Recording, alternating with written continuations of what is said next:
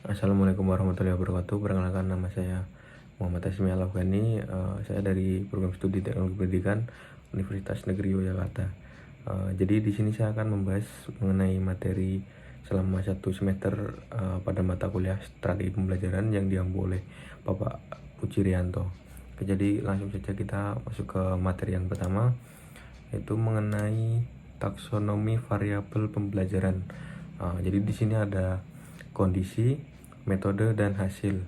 Jadi kondisi ini yang pertama ada tujuan dan karakteristik bidang studi. Metodenya menggunakan strategi pengorganisasian pembelajaran, strategi mikro, dan strategi makro. Yang kedua ada kondisi, kendala, dan karakteristik bidang studi, menggunakan metode strategi penyampaian pembelajaran. Dan yang ketiga ada karakteristik peserta didik, menggunakan metode strategi pengelolaan pembelajaran. Nah, kedua tadi kondisi dan metode saling berintegrasi dan menghasilkan suatu hasil yang efektif, efisien, dan menjadi daya tarik pembelajaran. Jadi yang kedua ada konsep belajar dan pembelajaran. Jadi teori belajar merupakan pemahaman tentang bagaimana manusia belajar dan memperoleh pengetahuan, keterampilan, dan sikap melalui interaksi dengan lingkungan. Teori pembelajaran adalah pemahaman tentang bagaimana suatu proses interaksi antara peserta didik dan pendidik, juga peserta seluruh sumber belajar yang lainnya yang menjadi sarana belajar guna mencapai tujuan yang diinginkan dalam rangka untuk perubahan akan sikap serta pola pikir peserta didik. Jadi konsep belajar dan pembelajaran ini saling berkaitan sesuai dengan teori belajar dan teori pembelajaran. Yang ketiga ada definisi dari strategi pembelajaran, pendekatan pembelajaran, teknik pembelajaran, model pembelajaran, dan metode pembelajaran. Yang pertama ada strategi pembelajaran. Jadi strategi pembelajaran sebagai suatu set materi dan prosedur pembelajaran yang digunakan secara bersama-sama untuk menimbulkan hasil belajar pada siswa. Yang kedua ada pendekatan pembelajaran. Jadi pendekatan pembelajaran atau learning approach bisa dikatakan sebagai jalan atau arah yang ditempuh oleh guru atau peserta didik dalam mencapai tujuan pembelajaran dilihat dari bagaimana materi itu disajikan. Yang ketiga ada teknik pembelajaran. Teknik pembelajaran merupakan penjabaran dari metode pembelajaran. Teknik pembelajaran dapat diartikan bagaimana cara yang dilakukan seseorang, baik itu pendidik, dalam mengimplementasikan suatu metode pembelajaran secara spesifik. Yang keempat ada model pembelajaran. Jadi model pembelajaran adalah suatu kegiatan pembelajaran yang sengaja didesain atau dirancang dengan tujuan agar kegiatan belajar mengajar dapat dilalui dan diterima dengan mudah oleh peserta didik. Yang keenam ada metode pembelajaran. Jadi metode pembelajaran dapat dianggap sebagai suatu prosedur atau proses yang teratur, suatu jalan atau cara yang teratur untuk melakukan kegiatan pembelajaran. Jadi metode pembelajaran ini memiliki beberapa ragam yang mencakup pada metode ceramah, metode demonstrasi, metode diskusi, metode simulasi, metode tugas, metode tanya jawab, inquiry, expository, dan lain sebagainya. Selanjutnya ada ragam-ragam dari strategi pembelajaran itu sendiri. Yang pertama ada pembelajaran langsung.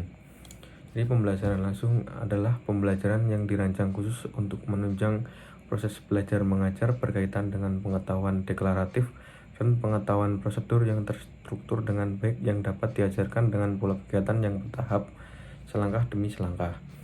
Langkah-langkah dari penerapan pembelajaran langsung ini yaitu langkah awal mencakup pada orientasi, persepsi, memberi acuan, dan motivasi. Langkah IT, eksplorasi, elaborasi, dan konfirmasi. Langkah penutup, kesimpulan, penilaian, dan yang terakhir ada refleksi. Kelebihan dari pembelajaran langsung ini, yang pertama, guru dapat mengendalikan isi materi dan mengurutkan informasi yang akan diberikan. Yang kedua, dapat digunakan untuk menekankan poin-poin penting atau kesulitan yang dialami peserta didik. Yang ketiga, cara efektif mengajarkan informasi dan pengetahuan faktual yang terstruktur. Kekurangan dari pembelajaran langsung ini ada kekurangan yang pertama mencakup lebih bersandar pada kemampuan peserta didik untuk mengasimilasi informasi. Yang kedua ada sulit untuk mengatasi perbedaan peserta didik dalam beberapa hal. Yang ketiga ada sulit bagi peserta didik mengembangkan keterampilan sosial dan interpersonalnya. Nah, selain pembelajaran langsung, ada juga pembelajaran tidak langsung. Jadi pembelajaran tidak langsung ini adalah pembelajaran yang memungkinkan siswa menjadi center dalam proses pembelajaran itu sendiri. Jadi di sini peran guru hanya bergeser dari penceramah menjadi fasilitator dan pendukung dan sumber personal. Guru nantinya akan mengatur lingkungan belajar, memberikan peluang untuk keterlibatan siswa.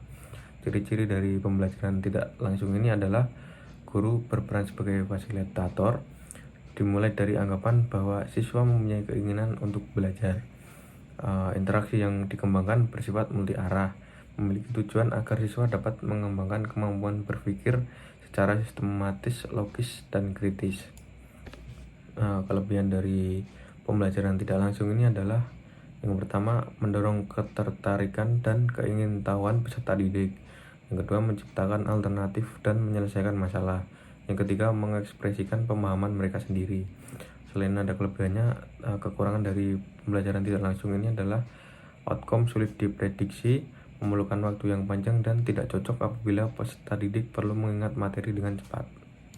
Nah, yang ketiga ada experiential learning.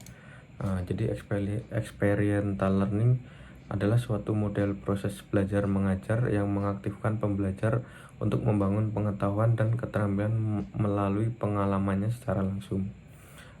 Di dalam pembelajaran ini mengacu pada proses belajar yang melibatkan siswa secara langsung dalam masalah atau materi yang sedang dipelajari. Karakteristik dari experiential learning ini adalah model pembelajaran pengalaman itu lebih menekankan pada proses belajar yang saling terkait dan melibatkan hubungan antara pengalaman dan pengetahuan yang dihasilkan oleh peserta didik. Tahapan-tahapan dari experiential learning ini, yang pertama ada tahap pengalaman konkret, yang kedua ada tahap observasi refleksi, yang ketiga ada tahap konseptualisasi, dan yang keempat ada tahap pengalaman aktif. Kelebihan dari experiential learning ini, yang pertama meningkatkan partisipasi peserta didik, meningkatkan sifat kritis peserta didik, meningkatkan analisis peserta didik, mengaktifkan peserta didik saat pembelajaran berlangsung. Yang kekurangannya yaitu keterbatasan aksesibilitas, kesulitan dalam pengukuran dan evaluasi, ketergantungan pada pengalaman pribadi, memerlukan waktu panjang dan sumber daya yang lebih besar. Dan yang terakhir ada kesulitan dalam penyesuaian dengan gaya belajar individu siswa. Nah, yang keempat ada pendekatan diskusi. Jadi pendekatan diskusi ini merupakan cara penyajian bahan pelajaran di mana guru memberi kesempatan kepada siswa dalam bentuk kelompok-kelompok untuk mengadakan perbincangan ilmiah guna mengumpulkan pendapat, membuat kesimpulan, atau menyusun berbagai alternatif pemecahan atas suatu permasalahan. Jadi nilai-nilai yang mencerminkan pengajaran diskusi meliputi nilai kesadaran siswa, nilai keterlibatan siswa, nilai keterampilan komunikasi siswa, nilai keterampilan berpikir siswa, nilai keterampilan berpikir kritis siswa. Tujuan dari pengajaran diskusi ini yang pertama yaitu menciptakan tanggung jawab bersama dalam pengajaran dan pembelajaran, mengembangkan keterampilan berpikir kritis dan pemecahan masalah, mendorong partisipasi demokratis dalam dinamika pengajaran atau pembelajaran, dan yang terakhir menciptakan komunitas pembelajar yang bekerja sama dalam mengajar pengetahuan. Kelebihan dari pengajaran diskusi, yang pertama memberi pemahaman pada siswa bahwa masalah dapat dipecahkan dengan berbagai jalan. Yang kedua, memberi pemahaman pada siswa bahwa dengan berdiskusi mereka dapat saling mengemukakan pendapat secara konstruktif sehingga diperoleh keputusan yang lebih baik. Yang ketiga, membiasakan siswa untuk mendengarkan pendapat orang lain sekalipun berbeda dengan pendapatnya, serta membiasakan bersikap toleransi. Kekurangan dari pengajaran diskusi ini, pembicaraan terkadang menyimpang sehingga memerlukan waktu yang panjang, tidak bisa dipakai pada kelompok yang besar, peserta mendapat informasi yang terbatas, dan kemungkinan besar diskusi hanya dikuasai oleh orang-orang yang suka berbicara atau ingin menonjolkan diri. Nah, yang kelima ada pendekatan simulasi. Jadi pendekatan simulasi ini adalah metode pengajaran yang menggunakan lingkungan buatan untuk menciptakan skenario yang mirip dengan situasi nyata. Strategi ini bertujuan untuk memberikan pengalaman praktis kepada siswa atau peserta didik untuk memungkinkan mereka menerapkan pengetahuan teoritis dalam konteks yang realistis atau nyata. Tujuan dari pendekatan simulasi ini adalah untuk melatih keterampilan tertentu untuk memperoleh pemahaman tentang suatu konsep atau prinsip, untuk latihan memecahkan masalah, untuk meningkatkan aktivitas belajar dan daya kreatif, untuk memberikan motivasi belajar, melatih anak bekerja sama dalam kelompok, melatih anak untuk memahami dan menghargai peranan anggota kelompok yang lain. Jenis-jenis dari pendekatan simulasi ini adalah, yang pertama ada sosiodrama, yang kedua ada psikodrama, yang ketiga ada role playing, dan keempat ada peer teaching, dan yang kelima ada simulasi game. Langkah-langkah untuk menerapkan pembelajaran pendekatan simulasi, yang pertama ada persiapan simulasi. Jadi di persiapan simulasi ini yang pertama menentukan topik, memberikan gambaran permasalahan, dan menetapkan peran. Yang kedua ada pelaksanaan simulasi. Jadi di sini simulasi dimainkan, guru memberikan bantuan kepada siswa dan mendorong siswa untuk berpikir kritis. Yang terakhir ada penutup simulasi. Pada bagian penutup ini ada evaluasi, merumuskan dan menarik kesimpulan dari pembelajaran itu tadi. Kelebihan dari pendekatan simulasi ini, yang pertama menyenangkan, hingga siswa ikut untuk berpartisipasi. Yang kedua tidak perlu komunikasi yang pelik atau spesifik. Yang ketiga adanya interaksi antar siswa. Yang keempat timbul respon positif dari siswa. Yang kelima memvisualkan hal yang abstrak. Kekurangannya sendiri ada pengalaman tidak selalu tepat yang ada seperti di lapangan. Yang kedua pengelolaan berubah fungsi sehingga tujuan pembelajaran terabaikan. Yang ketiga ada berpengaruhnya faktor psikologi dari siswa. Nah, jadi bagian terakhir ada SRL atau Self-Regulated Learning. Jadi SRL ini merupakan kegiatan di mana individu belajar secara aktif sebagai pengatur proses belajarnya sendiri, mulai dari merencanakan, memantau, mengontrol, dan mengevaluasi dirinya secara sistematis untuk mencapai tujuan dalam belajar. Nah, prinsip-prinsip dari SRL ini yaitu, yang pertama menggunakan tugas berorientasi masalah, memberi siswa waktu dan bimbingan yang cukup, memastikan penilaian berkelanjutan, model SRL untuk pembelajar, memberi siswa peluang untuk penerapan, dan memberikan instruksi langsung kepada siswa tentang pengetahuan SRL. Jadi prinsip situasional SRL mencakup pada, yang pertama jika ukuran terlalu besar, yang kedua ketika waktu terbatas, dan yang ketiga saat pembelajar masih muda. Jadi solusi dari masalah-masalah prinsip situasional SRL yaitu, yang pertama guru harus menghargai SRL dan pengajaran yang berpusat pada peserta didik. Yang kedua guru memerlukan pengalaman dalam memanfaatkan SRL dan pengajaran yang berpusat pada siswa. Yang ketiga, sekolah dapat memanfaatkan peluang pengembangan profesional untuk mendidik guru tentang pentingnya SRL dan pengajaran yang berpusat pada siswa serta cara melakukannya. Dan yang terakhir, memasangkan guru SRL pemula dengan guru SRL ahli dapat membantu mengubah pola pikir mereka dan mengembangkan keterampilan mereka dalam menerapkan pengajaran SRL.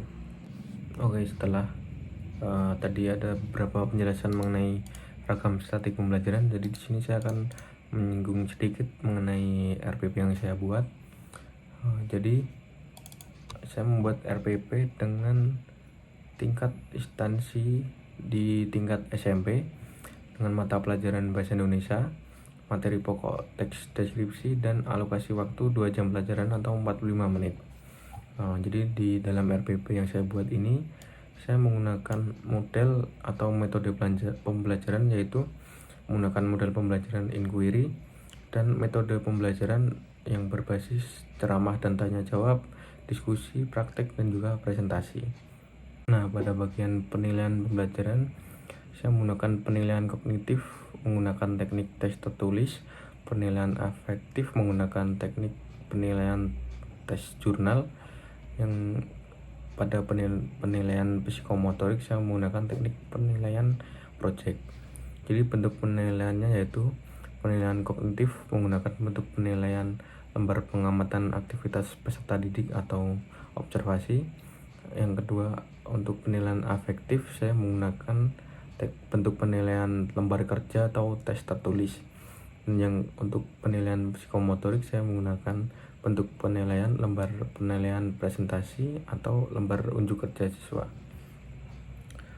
Jadi di sini mungkin itu sedikit penjelasan mengenai RPP saya yang saya buat, dan mungkin sedikit juga penjelasan mengenai materi yang saya dapat dari satu semester ini. Sekian dari saya. Wassalamualaikum warahmatullahi wabarakatuh.